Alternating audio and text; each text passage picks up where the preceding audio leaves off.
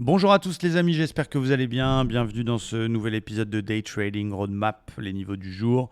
Alors aujourd'hui pour ma part, il n'y aura pas de trade parce que c'est Martin Luther King Day.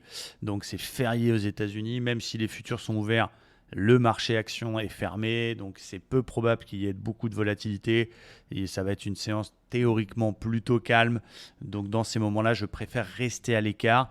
Comme je vous le dis souvent, avant d'apprendre à ne pas prendre de stop, il faut surtout apprendre à savoir rester à l'écart du marché et optimiser les trades qui fonctionnent en gardant le plus loin possible.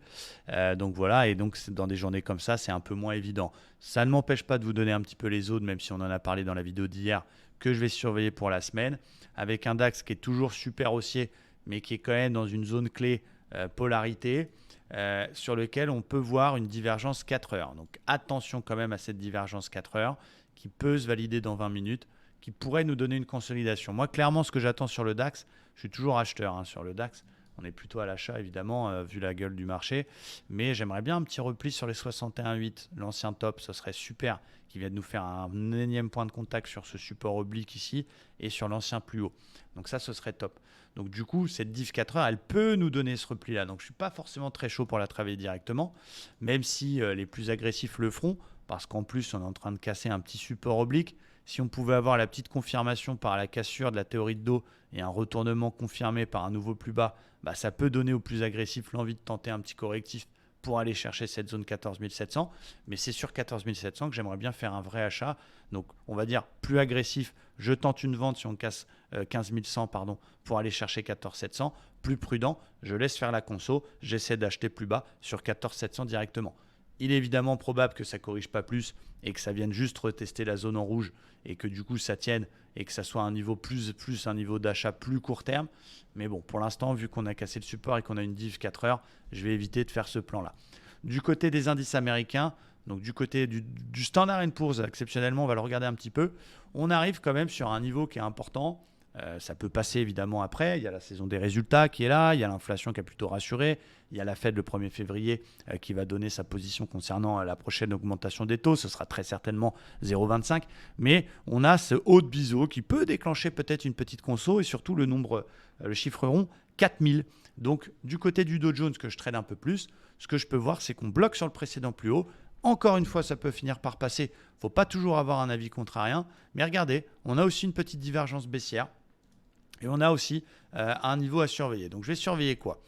Si ça vient chercher mon support oblique qui est ici en vert et que ça tient, et que finalement cette petite conso n'est qu'un petit pullback sur 61,8 de toute la dernière vague de baisse, ce qui est possible, et que ça a bloqué un petit peu parce que c'est le précédent plus haut et que voilà, il bloque, on va dire, traditionnellement, mais que cette zone elle tient et que j'ai un beau signal, je pourrais demain quand même tenter un achat dans le flux vers les 34 250. Si par contre ça casse l'oblique et que ça valide la div, eh bien on aura un premier niveau qui sera important, c'est 34 qu'on peut aller chercher. Donc peut-être qu'on fera sous les 61,8, sous 34 250, des petites ventes en intraday jusqu'aux 34 000. Voir ce qui va se passer sur 34 000 qui devient un niveau intéressant pour un achat éventuel si on y va sur très beau setup. Et si ça continue de baisser, que ça passe sous 34, je continuerai à vendre jusqu'aux 33 500. Mais il va falloir qu'il me passe sous 61,8. Tant qu'il est au-dessus des 61,8, on voit que ça bloque sur le précédent plus haut, on voit que ça bloque sur les 4000 sur le Standard & Poor's, mais c'est peut-être passager, ça peut finir par passer. Et du coup, tant qu'il est au-dessus de 61,8, on peut se tenter des achats sur des très très beaux setups. Sous 61,8, je vends jusqu'à 34. Si ça tient, je peux acheter cette zone-là si j'ai un super signal.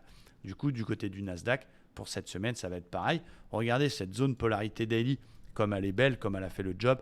Support, support, support, résistance. Je t'ai rattrapé la moitié de la baisse, pour l'instant qui ne passe pas. Encore une fois, quand je dis ça, ça ne veut pas dire que ça ne finira pas par passer, mais notre boulot, c'est de mettre en évidence les zones sur lesquelles il peut se passer quelque chose. Ce n'est pas de deviner si ça va monter ou descendre.